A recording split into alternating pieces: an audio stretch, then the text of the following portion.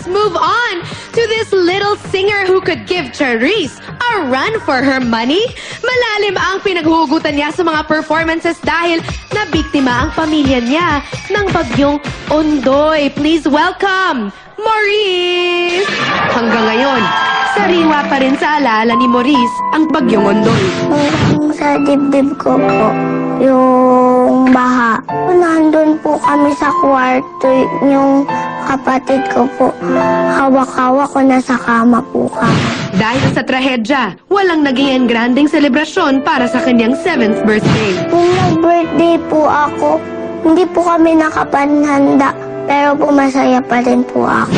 Kaya naman, ang pinapangarap ngayon ni Maurice, isang tahanan kung saan magiging ligtas sila ng kanyang pamilya. Gusto po magkaroon ng sariling bahay dahil po mababa po rito pag po pinahangkang. At positibo siyang makakamit niya rin to balang araw. Pag naniniwala makakaya, makakaya. Pag naniniwala hindi makakaya, hindi makakaya. Will her positive outlook put her in the semifinals? Ang kitty superstar ng Manila, Maurice.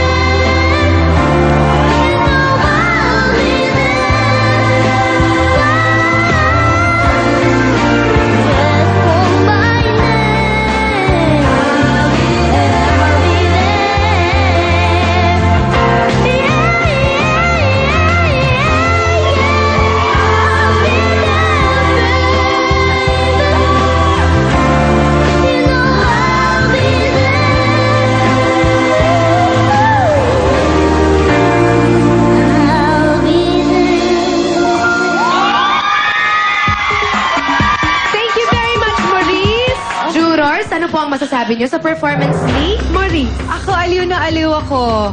Kasi yung adlib niya sa pagkanta, mahirap kasi pag chorus, kinakanta lang yun ng mga bata, I'll be there. Sa kanya, gumagawa siya ng style niya.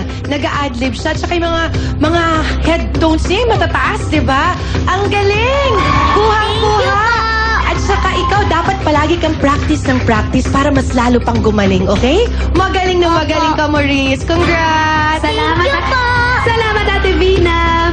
Yes, Ate Gladys. Nakagusto ko kay Maurice yung mga, oh, busy. Mga gano'n, no? May mga hand gestures siya, eh, oh.